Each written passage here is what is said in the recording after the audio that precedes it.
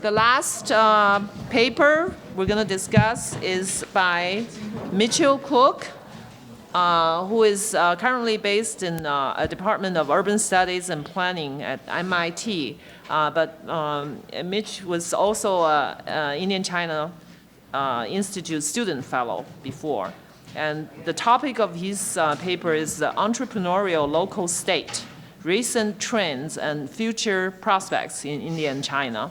The two commentators are the first, Wei Zhong from the Institute of Economics at Chinese Academy of Social Sciences, and the second is Nidhi Srinivas, who is from the Milano School of International Affairs, Management and Urban Policy at the New School, also a current Indian-China Institute fellow. Wei Zhong. Actually, when I first read this paper, it's very tough for me to read because it's not an economic research paper, and totally out of my knowledge. It's mainly a political science research paper, I think. So I will briefly introduce the paper on its structure. Maybe Nidhi can summarize better. Okay. So actually, for this paper, the author tried to analyze the entrepreneurial local states in India and in China. He gives the introduction first on the a scenario in India in a certain city, and then he turns on to theoretical framework based on Harvey's study and some other studies on the urban entrepreneurial governance. And then his emphasis is the intergovernment relations. The third part is the case in China, that is the emergence and the persistence of an entrepreneurial local states in China. The main story is the role of local off-budget funds. He talks about the off-budget funds, the origin and the evolution of the funds and its functions in making the entrepreneurial governance. And then in India case, he concentrated on, Jawaharlal Nehru National Urban Renewal Mission. Its implementation and the effects and problems in this area. And finally, the conclusion. So from my side, actually, I have quite a lot of questions on this paper. I think first, what appeared in my opinion is that the topic is very big. It's actually, I discussed with him earlier. That is, it looks like a topic of a book, not a paper. Because if you want to know the entrepreneurial governance based on public finance, and it's a comparison between India and China, it is, there are a lot of backgrounds before you make analysis, like the public finance system. You assume that we all know the public finance system in India and in China, but for me, it's not that true, especially in India side. And some comments and questions like this. First of all, I think as a background, we know that India and China they have different political system. So, as we know, we are Chinese, we know the incentives of China's provincial level and the local level government to have those off-budget funds to make some urban constructions, urban renewal, and so on. But on Indian side, it is, the political system is totally different because in China, the official can get promotion by GDP performance. But in India, what is the incentives for the state government or local government to adopt urban entrepreneurial governance? And also on China side, which I can say more words, that is the changing composition of off-budget fund after taxation reform since 1994. Actually, since that reform, that is the central government and the local government share the some of the taxations between them, and thus caused a lot of good and bad results. The good results is that for those who have sufficient budgets, then who can input more on increasing its economic, encouraging its economic growth. Well, for those poor provinces or poor counties, their lack of enough money to even to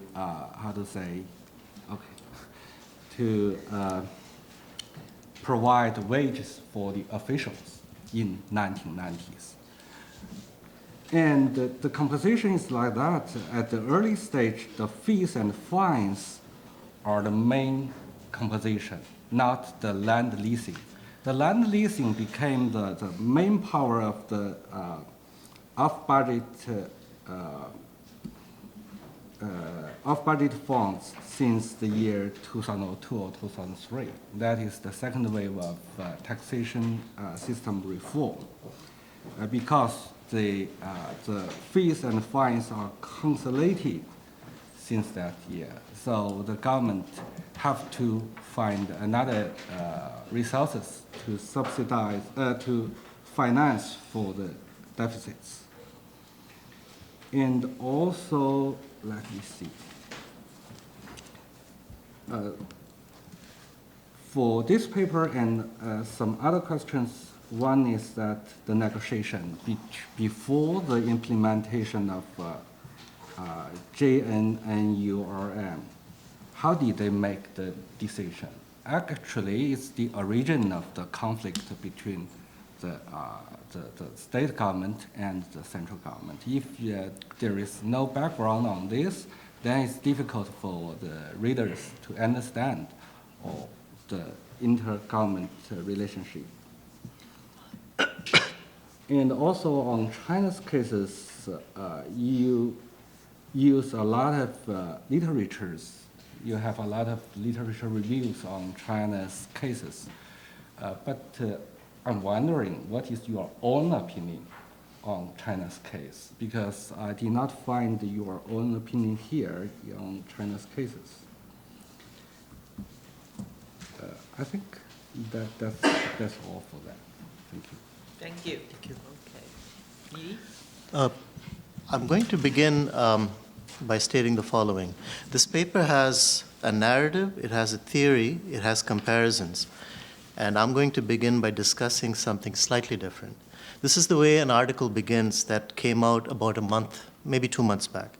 About 30 kilometers outside of Ahmedabad, on barren plains of dusty grassland, India's own version of Shanghai is being built from the ground up.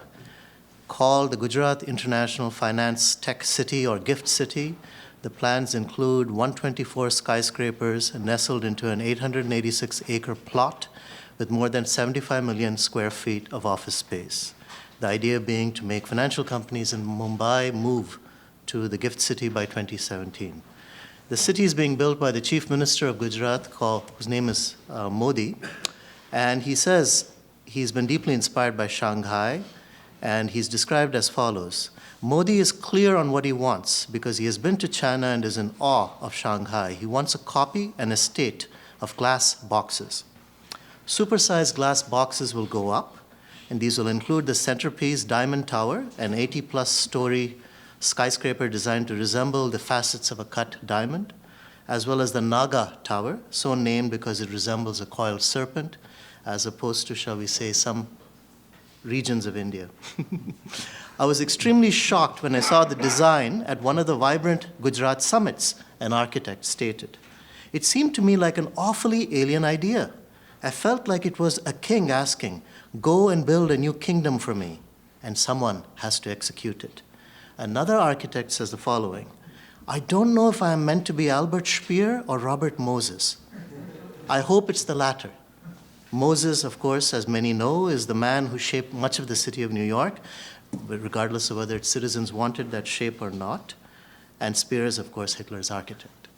Now, this quote is from an article on Narayan Modi in Caravan, which I highly recommend. It's a really stunning article. Narendra Modi, pardon me. And what it brings out in the article is a certain affinity between the persona of Modi as a chief minister of the state, Gujarat, a certain claim Modi makes at the incredible growth the state has gone through, and a particular vision that Modi claims to have, a vision which could be characterized as pro-market, pro-business, somewhat technocratic, and in the context of Modi's own, frankly, dubious history over the last 15 years, context in which one could say he's been quite silent on particular aspects of Gujarat identity politics. Mitch's paper has a narrative. It has a theory, it has comparisons. What it does not have, and which I would very much like it to have, is the anger and the sense of bewilderment many of the people feel who live in the larger cities, both in India and in China. If Mitch doesn't want to be angry, that's his choice. I certainly think he should not be angry unless he wishes to. But the paper does seem to indicate some anger. And so I'll now give you a little sense of the narrative, the theory, and the comparisons, very briefly. The narrative could be one of the following. Cities and how they are changing, the importance of cities in India and China. The theory is straightforward. It's Harvey's 1989 piece, where he argues for the transition to an entrepreneurial city, argues that one has moved from a managerial city, by which he means governed through city offices and city government, to an entrepreneurial city which has to raise its own money and free up spaces for neoliberalism, but specifically for global capital flows. Mitch points out public-private partnerships, speculative orientations, and a shift from territory to place are some of the characteristics of this kind of a shift. The gift city definitely demonstrates it. The comparisons seem to be about India and China and between federal and state levels. And I'll then now stop at the summary and try to state why I'm a little uncomfortable with the paper in the remaining time I have. What exactly is the point of engaging with Harvey's 1989 piece? Is it to say that there are multiple neoliberalisms and we cannot generalize about the position of neoliberalism in a particular way? Is it to say Harvey's position is overstated? Is it to perhaps argue that this is not really very unusual? In fact, neoliberalism, according to Foucault in his final essays, is a shift from liberalism that has been going on for about 150 years.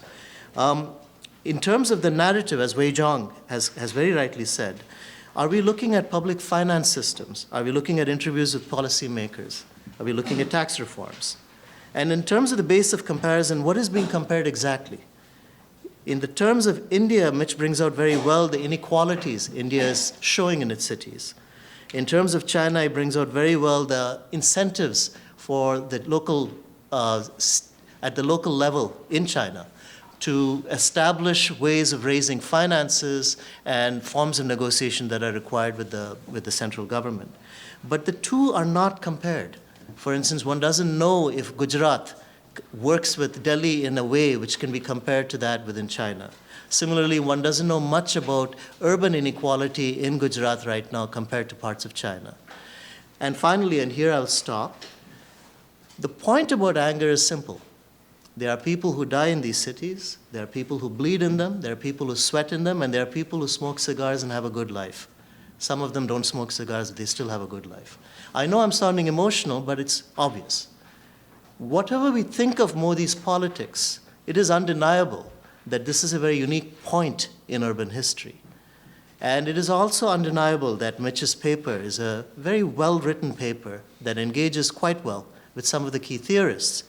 What I would ask him to do is to reflect on his particular moment in his PhD studies, which he's just started, and ask himself how he'd like to imbue this historical moment in terms of the theories that he's engaging with, and particularly this very rich set of comparisons he's trying to make. Good, thank you. And Mitch, first to respond. Yeah, thank you. I appreciate both the comments. I appreciate the comments, and especially I took a class from Nidhi while I was at the new school, so I always appreciate his comments and the way he thinks. Yeah, so starting with Wei Zhong, your questions, assuming, when do you drop the reader into the story? I mean, this is, I think, a big question with India and China. I mean, and quite possibly a critique of India-China research. I mean, you have such large countries with such immense complexity, particularly in the government sector. So, I mean, I accept the critique that the more information, the sort of richness of historical context would help the paper. But you know what, I really feel this, it's vexing sort of when you try to do the India-China comparison. And to your point, Nidhi, about how do you situate the two countries on a level playing field with such different institutional features, such different legal, administrative systems, political systems. It becomes very difficult to make a sort of valid parallel analysis of the two countries without moving up. You sort of move up the scale of analysis to the theoretical so that you avoid all those pitfalls, but then you lose a lot of the thick description that's important. In India, what are the incentives to adopt sort of an entrepreneurial governance orientation, local development? I mean, this is a real question. The comments that came up earlier, we sort of laugh when someone reminds us that, there are these plans for, Mamata Banerjee in West Bengal has this plan to create a London, wants to turn Calcutta into London. Well, I mean, where does that come from? The sort of standard assumption is that it comes from the sort of private sector. It's global capital that's driving this process. Well, that might be the case, but these are also state projects. These are also, and they originate at different scales. Mm-hmm. It's not necessarily that they originate at the local level, and it's not necessarily the case that they originate at the central or the federal level. In my analysis of the National Urban Renewal Mission, at least, it's still early on. The first phase is only over. But it appears that the reforms, the structure of the program, the association of these reforms, government institutional reforms at the state and local level with financing for urban infrastructure and urban upgrading is some attempt. I mean, the reforms are quite, you could characterize them as neoliberal. Property tax reform, user charges, increase the level of user charges, repeal the Urban Land Ceiling Act. These are sort of the carrot stick game that the federal government is playing. And, to an extent, it's not clear at what scale the incentives exist. They're constantly moving. And this is the game, the argument that I attempt to make in the paper is this is the new game in Asia, it seems like. It's not driven by a single scale of government, They're often in responses to changes at different scales. And yeah, so in the case of China, local governments have responded. The innovation, the entrepreneurialism has come from a lack of resources from the center.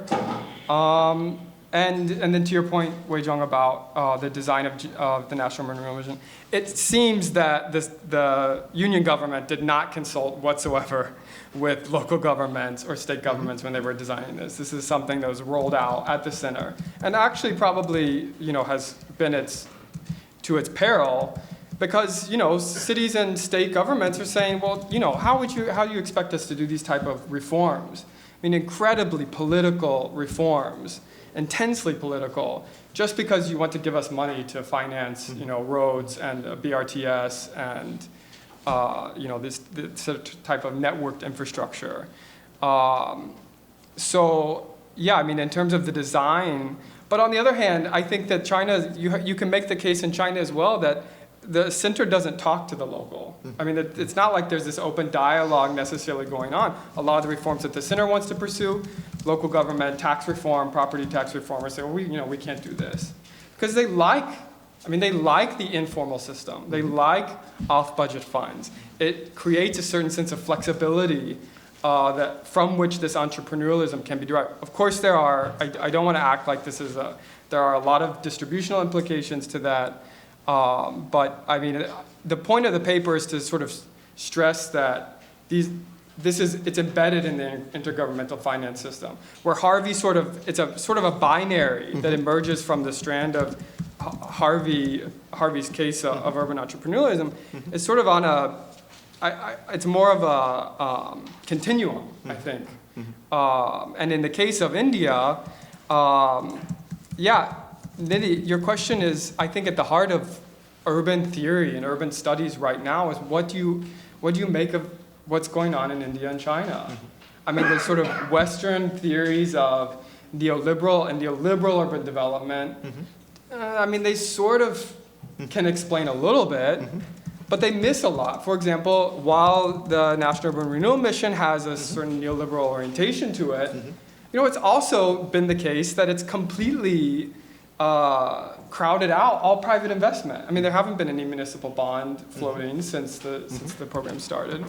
So to call it neoliberal, I mean, it's not as if there's this burgeoning market, but yet there are these public-private partnerships that are starting to creep in, and you have these commitments at the center by the urban development minister. They want to just completely open up the water sector to as many public-private partnerships, much private investment as they can. So yeah, I mean, you see there is an emerging body of literature that's drawing on anthropology, Ananya Roy at Berkeley, Iowa Ong, that's challenging the Harvey, Neil Brenner, this varieties of capitalism type of framework that obviously you have to accept when you look at India and China, because it just doesn't, you can't hammer it into the theory, the two countries. And yeah, I mean, Lily Ling was here earlier, her book on worldism and worlding and IR theory, this is the basis sort of using sort of Spivak and post-colonial studies. They're like worlding cities. Do Asian cities, are they worlding? Are they neither Western nor neoliberal, nor they're their own sort of animal? And how do we think about them? The point of the paper was just to suggest that it's not this dislodging of the state, the federal state, the central state, the national state. It's always there. And it's not going to be dislodged because the national state has interests at the local level. Okay. I think we have less than 10 minutes to wrap up the whole session. So questions have to be brief. Any hands? Okay. Chris? And then Nidhi. One question. I think in your paper you say that you're comparing maybe roughly reform and opening with about 5-letter acronym. I remember NUM or so. JNURM. Right. That started sounds like much more recently. So I was wondering how beneficial it is to be looking at these two things where it sounds like in India, it's still really an experiment and it hasn't really expanded that far with the policies in China. The other question I had, and I think you're explicit, you're trying to focus more on state and federal policies, but where do you locate the people who live in the cities? And what role do you see for them in actually creating the identity of the city? I mean, one extreme example is, say, some of these eco-cities that they're trying in China. And they can move everyone out, they build this new eco-city, but no one wants to live in it. So that, like I said, that might be an extreme example, but in terms of your framework and how you're working, where do you put the role of the people who live in the cities?